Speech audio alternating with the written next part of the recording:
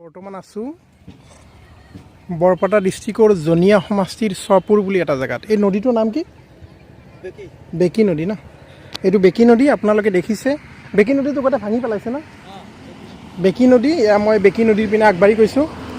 এয়া আপোনালোকে প্ৰত্যক্ষ কৰক, সাংঘাতিক ধৰণে গোটেই জেগাবিলাক বালিময় কৰি পেলাইছে। আৰু কেতিয়া পানী আহিলে কোনটো ছাইড কেতিয়া ভাঙি পেলায় ইয়াত একো ক'ব নোৱাৰি। তাৰমানে খুব ভয় লগা কিছুমান দৃশ্য। এতিয়াতো বৰষুণ নাই, এতিয়া পানীৰো সেনেকুৱা প্ৰবল সোঁত নাই, তথাপিতো ইয়াত প্ৰচণ্ড, যদিও বৰষুণ নাই, যদিও পানী নাই, প্ৰচণ্ড সোঁত বৈছে পানীৰ। দেখিছেনে? আপোনালোকে প্ৰত্যক্ষ কৰক, গোটেই বেকী নদীয়ে গোটেই এৰিয়াটো কোন মুহূৰ্তত কোনটো ছাইড ভাঙি পেলাই একো ক'ব নোৱাৰি। এয়া দেখিছে আপোনালোকে, এই মাইকী মানুহবিলাকে। আপোনালোকে নদীৰ পানী খায় নেকি? ক'ত থাকে? ক'ত আপুনি? সেইপিনে থাকে? ঘৰ ভাঙি পেলাইছে আপোনালোকৰ? ক'ত থাকে আপোনালোকে? নিজৰ মাটি নে নেকি? না মাটিবিলাক ভাঙি পেলাইছে ঘৰবিলাক? নিজৰ মাটিতে থাকে। আগতে তাতে ঘৰ আছিল নে অন্য ছাইডত আছিলে? অঁ, আগত ক'ত আছিলে ঘৰ? মানুহ বাৰীত আছিলে ন? অঁ, ঠিক আছে বাৰু। আপুনি প্ৰত্যক্ষ কৰিছে এনেকুৱা এটা হৈছে নহয়। এয়া চপুৰত আছোঁ মই এতিয়া। আপোনালোকে প্ৰত্যক্ষ কৰক, মেইন যিটো এয়া হাইৱে ৰোড, এয়া অভয়পুৰীৰ পৰা এইটো ৰোড, অভয়পুৰীৰ পৰা এই গোটেই ৰোডটো গৈছে বৰপেটা টাউন হৈ, এয়া এনেকৈ আমাৰ কলিতাগুচি হৈ হাজো হৈ আপুনি গুৱাহাটীলৈকে যাব পাৰে। কিন্তু মেইন যিটো ৰোড, সেইটো ৰোড আপোনালোকে প্ৰত্যক্ষ কৰক, দেখিছে কেনেকৈ ভাঙি পেলাইছে। বেকী নদীৰ প্ৰবল সোঁতে, বৰ্তমানটো বৰষুণ নাই, পানী নাই, তথাপিতো প্ৰবল সোঁতে ভাঙি পেলাইছে কেনেকৈ আপোনালোকে চাই লওক। কিমান ভয় লাগে। যিকোনো মুহূৰ্ততে মেইন ৰোডটো ভাঙি পেলাব। তাৰমানে এয়া বনুৱাই কাম কৰি আছে, বস্তাত মাটি ভৰাই তেখেতসকলে যিমান পাৰে সিমান মাটিৰ বস্তাবিলাক তাত কৰিছে, দি প্ৰতিৰোধ কৰাৰ কাৰণে চেষ্টা কৰিছে। কিন্তু তথাপিতো কোন মুহূৰ্তত কি হয় একো ধৰিব নোৱাৰি। কিন্তু এতিয়াতো বৰষুণ নাই, পানী নাই, তথাপিতো প্ৰবল সোঁত, বেকী নদীৰ প্ৰবল সোঁতত চাগে ভূটানৰ পৰা পানী আহে আৰু সেই সোঁতে ডাইৰেক্টলি হিট কৰিছে ৰোডটো যিকোনো মুহূৰ্তত ভাঙি পেলাব। এয়া সৰু সৰু ল'ৰাবিলাকে নদীৰ পাৰত কেনেকৈ দৌৰা দৌৰি কৰি আছে আপোনালোকে প্ৰত্যক্ষ কৰক। যিকোনো মুহূৰ্তত এয়া ঘৰটো ভাঙি লৈ যাব পাৰে, কোনো ৰিস্ক নাই ইয়াত। বালা মাটি কোন মুহূৰ্তত কি কৰি পেলাই দেখিছেনে? আপোনালোকে চাই লওক, কি ভয় লাগে। মই কাষলৈকে যাবলৈ খুব ভয় লাগে। এনেকুৱা হৈছে যে যিকোনো মুহূৰ্তত এইখিনি ভাঙি পেলাব পাৰে, ছেকেণ্ডত, কোনো ৰিস্ক ল'ব নোৱাৰি। এয়া আপোনালোকে ফাটবিলাক প্ৰত্যক্ষ কৰক। এয়া নদীৰ চাক আপোনাৰ একদম মই কাষত আছোঁ। এয়া কাষত আছোঁ, মই একেবাৰে নদীৰ কাষত আছোঁ। খুব ভয় লাগে। ইয়াত মই যিখিনিত খাৰা হৈছোঁ নহয়, তাত ফাট মেলিছে। এনেকুৱা হৈছে যে ছেকেণ্ডত এইখিনি ভাঙি পেলাব। আপোনালোকে চাই লওক, এয়া ছেকেণ্ডত এইখিনি ভাঙি পেলাব। ফাট মেলিছে আৰু ধৰকচোন বৰ বেছি আধা ঘণ্টামানৰ ভিতৰত এইখিনি ভাঙি পেলাই দিব, একেবাৰে পৰি যাব। প্ৰবল সোঁতত চাক মানুহৰ আলাই আঁঠনি নোহোৱা হৈছে। এইঘৰ মানুহ চাগে মই অনুমান কৰোঁ আৰু এটা যদি ধাক্কা দিয়ে নহয়, পানী হয়, তেতিয়াহ'লে এইঘৰ মানুহ যিকোনো মুহূৰ্তত ইয়াৰ পৰা নদীয়ে উটুৱাই লৈ যাব। এনেকুৱা হৈছে এইখিনি ফাট মেলিব ন? এতিয়া ভাঙি পেলাব পাৰে ন এইখিনি, হয়নে? হা, নাভাঙে নেকি? আপুনি কাষলৈকে ভাঙে? কাষত নাযাব। দেখিছে কেনেকৈ নদীয়ে নদীটো ৰোডৰ পিনে টাচ কৰি আহিছে আৰু মোটামুটি চব ভাঙি পেলাইছে। এতিয়া ডাইৰেক্ট PWD হিট কৰিছে তেখেতসকলে। আপোনালোকে চাই লওক, ডাইৰেক্ট PWD সৰু সৰু ভুটভুটি নাওবিলাক আছে, মানুহে মাছ মৰা জালবিলাক আপোনালোকে দেখিছে। এয়া প্ৰত্যক্ষ কৰিছে আপোনালোকে। বেকী নদীয়ে কিমান মানুহৰ হাজাৰ হাজাৰ বিঘা মাটি, কৃষিভূমি ধ্বংস কৰি, তেখেতসকলৰ ঘৰ দুৱাৰবিলাক ধ্বংস কৰি, মছজিদ মন্দিৰ এইবিলাক ধ্বংস কৰি, মানুহৰ ঘৰ দুৱাৰবিলাক সম্পূৰ্ণভাৱে ধ্বংস কৰি তেখেতসকলৰ ঘৰ বাৰী নোহোৱা কৰি পেলাইছে। এইখনৰ পিছত এইখিনি জেগা তেখেতসকলৰ বেকী নদীয়ে খহাই পেলাই এটা ছাইড যদি খহাইছে আৰু এটা ছাইড চৰ বনাইছে। গতিকে আৰু ইয়াত যিবিলাক ঘৰ বনাই আছে আপুনি দেখিছেনে? গোটেই চৰ অঞ্চল। কোন মুহূৰ্তত কোনটো ছাইড পুতি একো ধৰিব নোৱাৰে। এইটো মেইন ৰোড, মেইন PWD। অভয়পুৰীৰ পৰা গুৱাহাটীলৈকে আপুনি বৰপেটা হৈ যাব পাৰে। আৰু মানুহবিলাকে মেক্সিমাম এইবিলাক আপুনি দেখিছেনে? নদী প্ৰবল সোঁতে ঘৰবিলাক ভাঙি পেলাইছে। আৰু কোনোবা মানুহে ইয়াত তেখেতসকলৰ মাটিবিলাক যেতিয়া নদীৰ সোঁতত প্ৰবল সোঁতত উটি ভাহি গৈছে। তেখেতসকলে নিজৰ ঘৰৰ যিবিলাক বস্তু আছে সেইবিলাক আনি ৰাস্তাৰ ওচৰতে থৈ দিছে। মেক্সিমাম তেখেতসকলে টিঙৰ ঘৰ বনায়, কাৰণ কাঠৰ টিংবিলাক মাৰি যিটো ঘৰ বনায় সেইবিলাক সহজতে নদী ভাঙি নিলে খুলি কিনে আকৌ আনি আকৌ বেলেগ ঠাইত সিহঁতে মানে কৰিব পাৰে, ঘৰ বনাব পাৰে, অতি সোনকালে ঘৰ বনাব পাৰে তেখেতসকলে। আপোনাৰ ঘৰ ইয়াতে?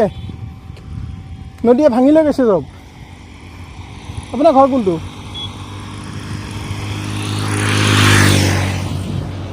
দেখিছেনে প্ৰবলহতে মেইন যিটো ৰ'ড, এই ৰ'ডটোত হিট কৰিছে।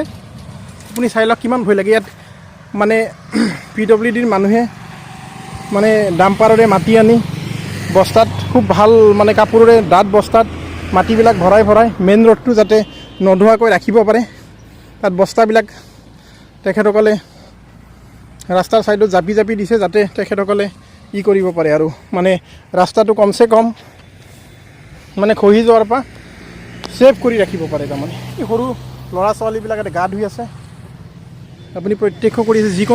যিকোনো মুহূৰ্তত তাৰমানে ৰাস্তাটো ভাঙি যাব পাৰে, যিকোনো মুহূৰ্তত, কোনো ৰিস্ক নাই। বেকী নদীৰ প্ৰবল হতে বৰষুণো নাই, মানে তথাপিতো পানীবিলাক চাগে ভূটানৰ পৰা আহি প্ৰচণ্ড ধাৰ আছে, কিন্তু কাৰেণ্টটো প্ৰচণ্ড আছে, পানীৰ সোঁতটোৰ প্ৰচণ্ড এটা মানে শক্তি আছে। এই শক্তিয়ে ডাইৰেক্ট মেইন ৰোডত হিট কৰিছে আৰু মেইন ৰোডটো লাহে লাহে খহাই লৈ গৈছে। আৰু মেইন ৰোডত আমাৰ PWDৰ মানুহে বস্তাত মাটি ভৰাই যিমান পাৰে সিমান ছেফটি কৰি ৰাখিছে, কিন্তু তথাপিতো কোনো ৰিস্ক ল'ব নোৱাৰি। যিকোনো মুহূৰ্তত মেইন ৰোডটো ভাঙি লৈ যাব পাৰে, যিকোনো মুহূৰ্তত মেইন ৰোডটো ভাঙি লৈ যাব পাৰে। আপোনালোকৰ ঘৰ ইয়াতে? আপোনালোকৰ কি নদীয়ে ঘৰ ভাঙিছে নেকি? আগতে ক'ত আছিলে? হৈ পিনে আছিলে, এতিয়া কি চৰ হৈ গৈছে? চৰ অঞ্চল এতিয়া। আপোনালোকৰ নিজৰ মাটি নাই? সেইবিলাক মেধি মাটি আছিলে, চব ভাঙি পেলালে আপোনালোকৰ। হা? এতিয়া আপোনালোকে ৰাস্তাত ঘৰ বনাই আছে, এতিয়া মাটি নাই আপোনালোকৰ? মাটি চব নদী খাই পেলালে, খেতি বাতিৰ মাটিও নাই? এতিয়া কোন মুহূৰ্তত ক'ত ভাঙে একো ৰিস্ক নাই ন? একো নাই ন, একো হেৰি কৰিব নোৱাৰে ন? ঠিক আছে, আপোনালোকে দেখিছে ইয়াত কিমান মানুহৰ যন্ত্ৰণা হৈছে, মানুহবিলাক কিমান কষ্টত আছে ইয়াত। তেখেতসকলৰ যিবিলাক নিজৰ মেধি মাটি আছিলে সেইবিলাক নদীয়ে যিকোনো মুহূৰ্তত ভাঙি নি মানে এটা ছাইডত ভাঙিছে আৰু এটা ছাইডত চৰ বনাইছে। গতিকে মানুহবিলাকে এতিয়া তেখেতসকলে নিজৰ যিহেতু থকা জাগা নাই, তেখেতসকলে নদীৰ প্ৰবল হতত তেখেতসকলৰ মাটিবিলাক যেতিয়া ধ্বংস কৰি পেলাইছে, নদীত যা গৈছে, তেখেতসকলে এতিয়া মেইন ৰোডত ইয়াৰ ঘৰ বনাই আছে। আপুনি দেখিছে এইবিলাক সৰু ল'ৰা ছোৱালী মেইন ৰোডৰ ওচৰতে ঘৰ বনাই আছে। তেখেতসকলে ইয়াত চৰকাৰী কোনো ভূমিও নাই সেনেকৈ, দেখিছে। আৰু মেইন ৰোডৰ কোনো ভৰসা নাই, যিকোনো মুহূৰ্তত এই মেইন ৰোডটো লৈ যাব পাৰে। এইটো মেইন PWD ন? আপোনালোকৰ কি নদী ভাঙিছে নেকি? গোটেই নদী ভাঙিছে। আগতে ঘৰ ক'ত আছিলে আপোনালোকৰ? এই তাত আছিলে, এতিয়া কি সেইটো চৰ বনাই দিছে নেকি? তাত ঘৰ আছেনে এতিয়া আপোনালোকৰ? নাই। এতিয়া আপোনালোকৰ যিবিলাক মাটি আছিলে সেইবিলাক নদী ভাঙি পেলালে ন? মাটিৰ কোনো নিচিহ্ন নাই আপোনালোকৰ? একেবাৰে নাই, নদীত গুচি গৈছে ন? এতিয়া আপোনালোকে ক'ত থাকে? এতিয়া ৰাস্তাত, আপোনালোকে ৰাস্তাৰ মাটিত আছে ন? নিজৰ মাটি এতিয়া নাই। দেখিছে মানুহবিলাকৰ কিমান কষ্ট হৈছে। বেচেৰাহঁতৰ যিবিলাক নিজা মাটি আছিলে চব নদীৰ প্ৰবল হতে ভাঙি পেলাইছে, নদীৰ প্ৰবল হতে গোটেইবিলাক ভাঙি পেলাইছে। আৰু তেখেতসকলে এতিয়া নিজৰ মাটি নাই, গতিকে ৰাস্তাৰ ওচৰতে ঘৰ বনাই আছে। গতিকে ৰাস্তাৰ ওচৰৰ মাটিত আছে, প্লাছ তেখেতসকলে যিকোনো প্ৰকাৰে এখন মানে হোটেল বা কিবা এটা দি মানে জীৱন নিৰ্বাহ কৰি আছে। কিমান কষ্টকৰ জীৱন চাওক আপুনি। বেকী নদীৰ ভয়াৱহ সংসাৰী ৰূপ আপোনালোকে দেখিছে। আপোনালোকে প্ৰত্যক্ষ কৰক আপোনালোকে বেকী নদীৰ সংসাৰী ৰূপ। যিকোনো মুহূৰ্তত বেকী নদীয়ে মেইন ৰাস্তাটো মানে ভাঙি লৈ যাব, কোনো ৰিস্ক নাই আপোনাৰ। আজিও যাব পাৰে, হয়তো এসপ্তাহ পিছতো যাব পাৰে, কিন্তু PWDৰ মানুহে প্ৰবল শক্তিৰে তেখেতসকলে হাজাৰ বস্তাত মাটি ভৰাই প্ৰতিৰোধ কৰিছে। তাত কিছুমান ষ্টিলৰে মানে ধাম দিছে যাতে ৰোধ কৰিব পাৰে, আৰু বস্তা যিমান পাৰে সিমান তেখেতসকলে দিছে। বেকী নদীৰ প্ৰবল হতে কিমান ঘৰ ভাঙি পেলাইছে। যিবিলাক ঘৰ এতিয়া তেখেতসকলৰ মাটি নাই, গতিকে টিংবিলাক আনি তেখেতসকলে ৰাস্তাৰ ওচৰত এনেকৈ টিঙৰ টিংবিলাক থৈ দিছে। তাৰমানে তেখেতসকলৰ মেক্সিমাম টিঙৰে ঘৰ, যে হঠাৎ নদীয়ে ভাঙি নিলে তেখেতসকলে ফটাফট খুলি যাতে আনিব পাৰে। আৰু অন্য জেগাত মাটি পালে ঘৰ বনাই নাপালে এনেকৈ এতিয়া ৰাস্তাৰ ওচৰত তেখেতসকলে চৰকাৰী মাটিত আছে, আৰু চৰকাৰী মাটিত টিংবিলাক এনেকৈ থৈ দিছে। প্ৰবল হতে গোটেই এৰিয়াটো ধ্বংস কৰি পেলাইছে। মেইন ৰোডটো যিকোনো মুহূৰ্তত ভাঙি পেলাব পাৰে। গতিকে মেইন ৰোডটো যাতে ভাঙি পেলাব নোৱাৰে তাৰ বাবে PWDয়ে অহৰহ চেষ্টা কৰি বস্তা দি আছে। এয়া যিকোনো মুহূৰ্তত এই মানুহ ঘৰৰ ওচৰলৈ আহিব পাৰে, আৰু মানুহ ঘৰৰ এইখিনি যিকোনো মুহূৰ্ততে ভাঙি নিব পাৰে। ফাট মেলিছে, কোনো ভৰসা নাই। আপোনালোকে দেখিছেনে বেকী নদীৰ সংসাৰী ৰূপ। চাওক এতিয়া মই মোৰ নিজৰ গাড়ীত উঠি মই নলবাৰীলৈকে যাত্ৰা আৰম্ভ কৰিম। গাড়ী ৰাখি থৈ মই আপোনালোকক অলপ অসমৰ মানে কিছুমান জ্বলন্ত সমস্যাৰ বিষয়ে আপোনালোকক মই জনাইছোঁ। এতিয়া মোৰ গাড়ীত উঠি মই নলবাৰীলৈকে যাত্ৰা আৰম্ভ কৰিম।